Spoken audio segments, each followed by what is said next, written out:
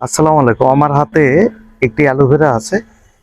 তো আর কি সাধারণত যাদের গ্যাস্ট্রিকের সমস্যা, বিশেষ করে গ্যাস্ট্রিক ভালো হচ্ছে না, এটা কিন্তু 7 দিন খেতে হবে। তার কিভাবে খেতে হবে? এই যে এই যে অ্যালোভেরাটা আছে, এখান থেকে কেটে ফেলতে হবে। এই যে আস্তে করে টান দিলে কেটে যাবে।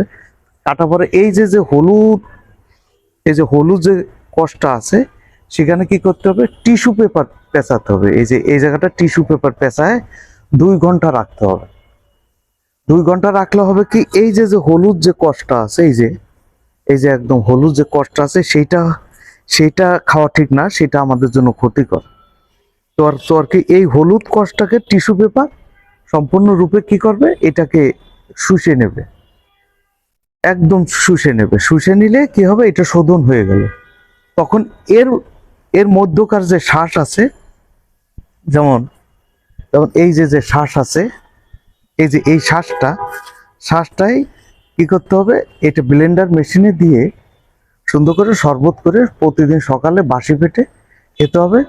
একটু চিনি দিয়ে নিলে ভালো হয়, বেশি উপকার হয়। আর যদি যাদের ডায়াবেটিস আছে তারা চিনি ছাড়াই খাবে। 7 দিন খাওয়ার পরে তার গ্যাস্ট্রিকের সমস্যা থাকবে না।